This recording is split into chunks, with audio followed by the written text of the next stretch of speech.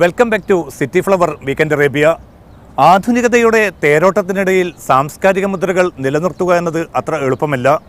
എന്നാൽ ഓരോ അറബ് രാജ്യവും ഇക്കാര്യത്തിൽ കൂടുതൽ താല്പര്യമെടുക്കുന്നുണ്ട്. റിയാദിൽ തുടരുന്ന ജനാതിരിയ മേളയെക്കുറിച്ചാണ് വീക്കെൻഡ് അറേബ്യയിൽ ഇനി.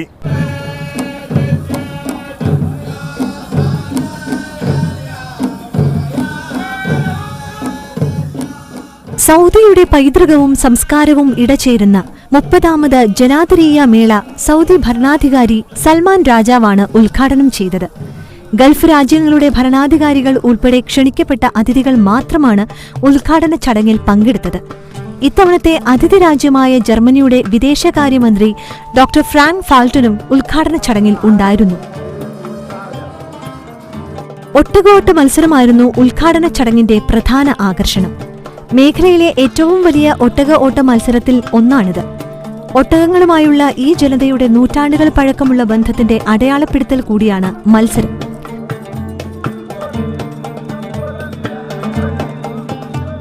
ആറ് ട്രാക്കുകളിലായി 19 കിലോമീറ്റർ ദൈർഘ്യത്തിലായിരുന്നു മത്സരം.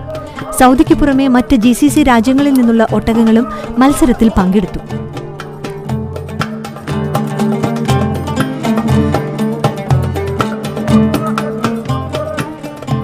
ആദ്യ 3 സ്ഥാനങ്ങൾ നേടിയവർക്ക് 1.5 ലക്ഷം റിയാലും നിരവധി കാറുകൾ ഉൾപ്പെടെയുള്ള സമ്മാനങ്ങളും വിതരണം ചെയ്തു. ജർമ്മനിയുടെ pavilion, Saudi tourism authority pavilion എന്നിവയുടെ ഉദ്ഘാടനം രാജാവ് നിർവഹിച്ചു.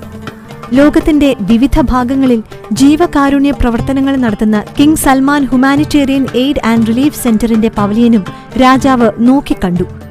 ടൂറിസം അതോറിറ്റിയുടെ പവലിയന്റെ മുൻവശം ഒരുക്കിയ സൗദിയുടെ പാരമ്പര്യ നൃത്തമായ അൽ അർദയിൽ രാജാവ് പങ്കാളിയായി. സൗദി അറേബ്യൻ സാമൂഹ്യ ജീവിതത്തിന്റെ വർണ്ണാഭമായ കാഴ്ചകളൊരുക്കുന്ന ജനാതിരിയ സാംസ്കാരിക പൈതൃകോത്സവം രാജ്യത്തിന്റെ വൈവിധ്യം അടുത്തറിയാനുള്ള അവസരമാണ്.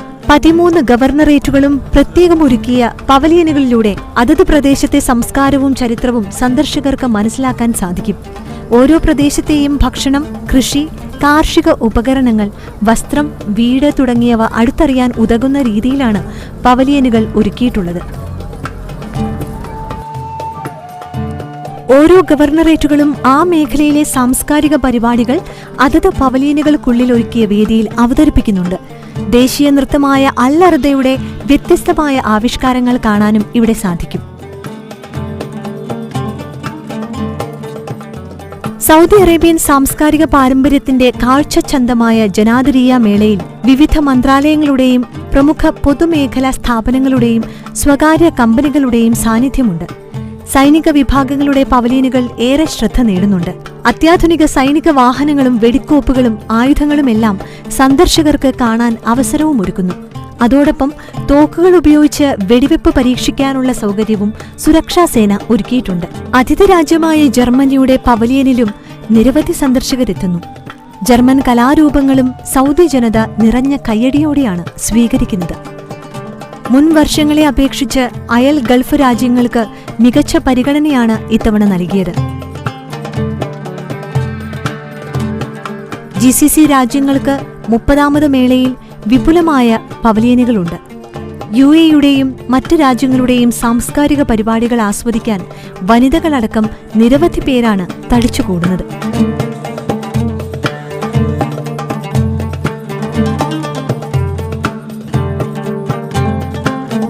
കാഴ്ചയുടെ പുതുവസന്തത്തോടൊപ്പം ചരിത്രത്തിന്റെ പുനർവായന നടത്താനുള്ള അവസരം സ്വദേശികളോടൊപ്പം വിദേശികളും ഉപയോഗപ്പെടുത്തുന്നുണ്ട്. വികസനത്തിന്റെ പുത്തൻ മേഖലകൾ കൈയടക്കുമ്പോഴും കഴിഞ്ഞ കാലത്തിന്റെ ഓർമ്മകൾ സ്വദേശികളും വിദേശികളുമായ പുതുതലമുറയ്ക്ക് പകർന്നു നൽകിയാണ് ഓരോ വർഷവും ജനാതിരിയ മേളയ്ക്ക് കൊടിയിറങ്ങുന്നത്.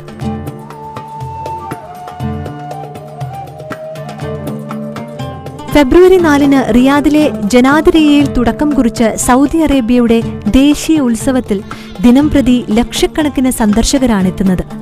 ആദ്യ ദിനം തന്നെ 3 ലക്ഷത്തിലധികം പേരെത്തി. ഓരോ ദിവസവും 2.5 ലക്ഷത്തിലധികം പേരാണ് രാജ്യത്തിനകത്തു നിന്നും പുറത്തുനിന്നുമായി ജനാതിരിയയിൽ എത്തുന്നത്. നാഷണൽ ഗാർഡ് മന്ത്രാലയം ആതിഥേയത്വം വഹിക്കുന്ന മേള ഈ മാസം 20 വരെ നീളും.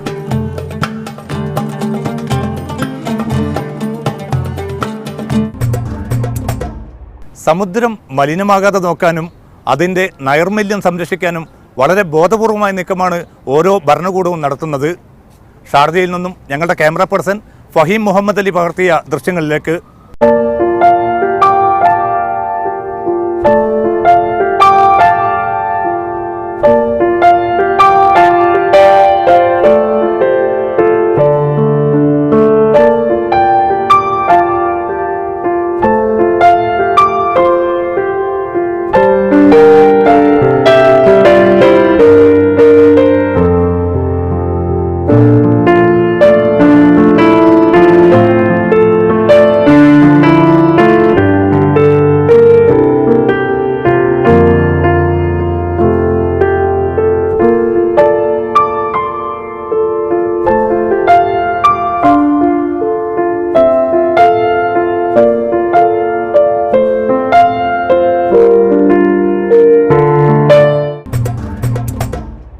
ആരോഗ്യകരമായ ബന്ധം വികസിപ്പിക്കാൻ മെച്ചപ്പെട്ട നടപടികളാണ് ആവശ്യമായി വന്നിരിക്കുന്നത്.